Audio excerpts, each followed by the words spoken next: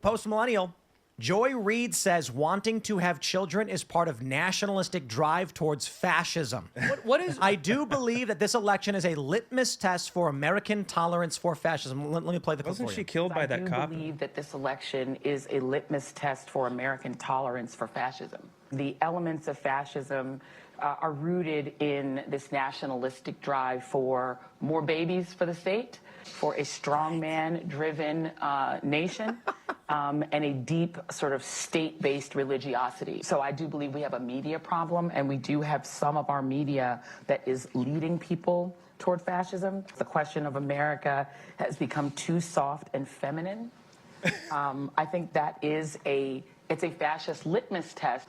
So this question of whether the society is too soft and feminine, it was alarming to me that a majority of Hispanic Protestants agree, but that's not shocking. Immigrants are poisoning the blood of the country. This is one of the most terrifying things that you've heard a presidential candidate say, because it is straight out of Mein Kampf. 23% of Jewish respondents agree with that, because that's straight out Nazi talk. So the majority of Jews don't. By the way, All right.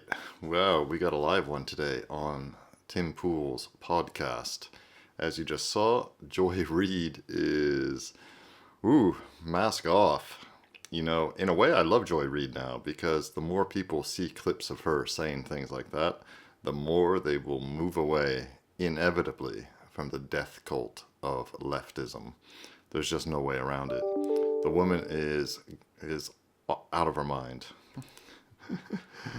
Now imagine saying that wanting to have kids is a hallmark of fascism.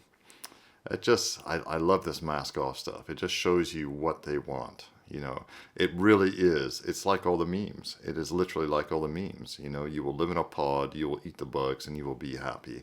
And Big Daddy government will take care of you. And it was funny what she said, too, about having kids for the state. No, you don't have kids for the state.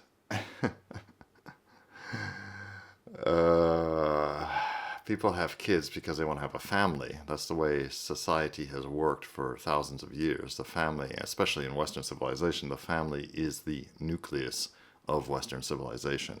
And the leftists, they want to destroy the family. That is right out of the Marxist playbook, the communist playbook, feminist playbook. You know, whether they say whether or not they want that. In fact, that is what the result is. So let's see what Tim Pool and his co-hosts have to say about this, because, yeah, that's a doozy. the majority of Jews don't agree that that's something out of Mein Kampf. To be like 23% agree. You mean a minority? 1/4 of them? I just want to stress, it's a death cult. Yeah. And I'm not being cute, okay? This is not meant to be haha silly. When prominent liberal personalities say it is bad to have kids, there is one simple mathematical equation you need to understand.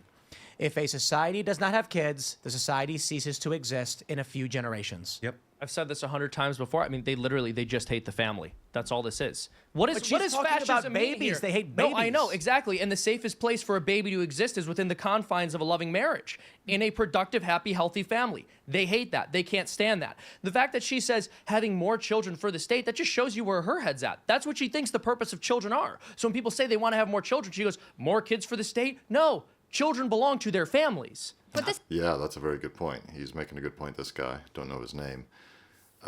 And that's part of it. We've seen this in schools. You know, there are laws or attempts to pass laws saying, for example, that schools can, abide by students' gender ideology or gender preference, or that they can even talk to kids about that stuff and encourage them in exploring the fluidity of their gender without telling the parents. Yeah, don't even get me started on that. Without telling the parents is outrageous. These people literally think, these leftists, these Marxists literally think that the state should have more control over your children than you, the parent, does. And I've seen this. There's, you go on Reddit, there's whole things about homeschooling. Oh, homeschooling, we got to get rid of homeschooling because, then these people will raise their kids with the values they want. Yeah, exactly. they don't they want to raise the kids with the values, with their values. They don't want the state to raise their kids with leftist death cult values, with Hollywood values, with all that stuff.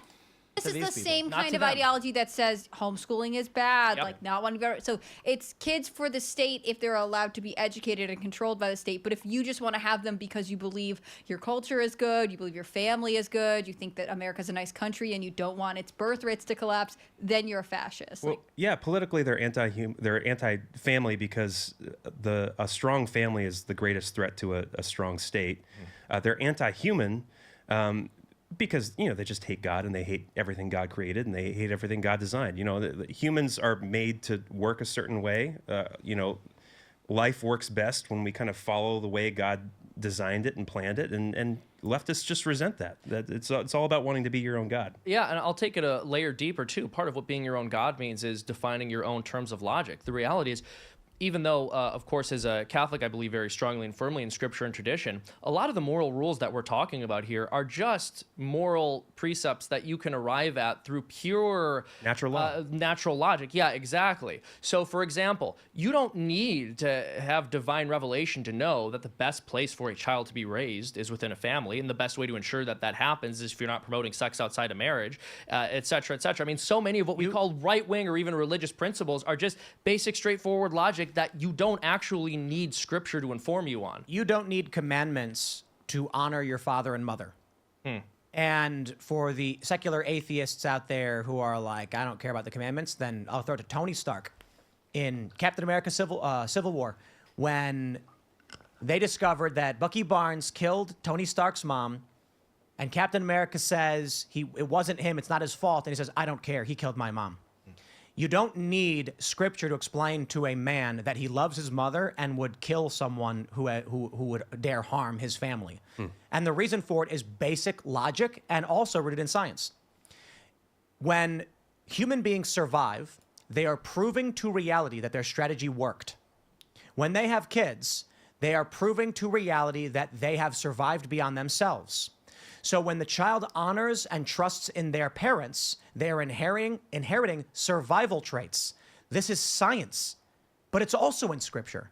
But there are people who, again, they reject anything that exists in a right-wing tradition because it is tradition, I suppose, or because they assume it's derived from nothing. Well, yeah, in reality is a reminder to everyone that there is something higher than you, that exists outside of you, that transcends you. And leftists resent that because their whole philosophy depends on the idea that you can speak reality into existence, that what you believe and what you say, you make your own reality and you make your own meaning. And when reality hits them in the face, that makes them go crazy. They call it manifesting. Yeah. Yeah. So Dude, I got a bunch of friends who are like manifesting things. And I'm like, bro, you're not like Ian thinks he can make it rain.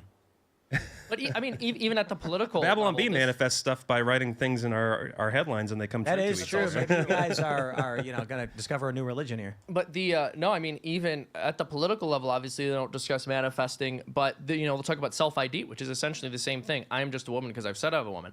Now, one of the funny things about self-ID is it inherently collapses in on itself. It's an absurdity. It's actually a logical contradiction, because if I were to say that I identify as a woman, right? Well, what do they say? Well, I didn't just become a woman. I've been a woman my whole life. Okay, so when I identified as a man, I wasn't really a man. So you're saying that my self-ID isn't always accurate. Right. There's no lot. Good point there. Yeah. Reality, at the end of the day, reality always wins. We're in a crazy time right now in the West, in America, also here in Europe too, in the country where I live. It's not as advanced or as acute as in the United States, but it is here. And, we're always about 10 years behind the States, but it's coming and we have to do something about it. Yeah, there's zero logic, but That's it why- actually, like, self-ID literally refutes itself. Speaking of which, who's that guy that recently came out? He said Josh Sider. Yeah, he faked being a transgender person for like 6 months. We actually have a camera guy filming the whole thing. Oh my gosh, that's insane. We knew, I think a lot of people kind of had an idea, but we had actually ended up talking to him because he came on the show, and he said it was a social experiment where he was trying to prove the hypocrisy and gullibility of the left.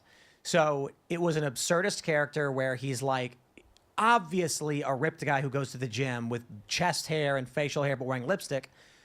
And he has these funny bits where he's like, I said to the man out on the date with me that I think the man should pay. And I pushed the check to him. And then he says, okay, then you should pay, and pushed it back. And that was rude. And so it was like kind of obvious, but he followed all the rules. But the fact that he committed to it for like 5 months, I mean, that months. is dedication right there. Yeah, people were saying he's who was it, Jim Belushi? Well, Yeah, that sounds pretty funny. I'll have to check that guy out. I didn't catch the name, but yeah, you just got to play the game right back at these guys. You know, make them follow their own rules, and ultimately they can't. You know, ultimately all it comes down to eventually is they'll call you a fascist, call you a racist, call you a bigot, call you a misogynist. You know, and you just say to them, no, I live in reality, and reality always wins. So let me know what you guys think about this. Interesting. That was actually quite an interesting little chat here on the Tim Pool podcast. His co-host here seemed pretty intelligent. Seems like they have some interesting things to say. And if you like this kind of content, please like and subscribe. Really helps me grow the channel and continue making videos for you.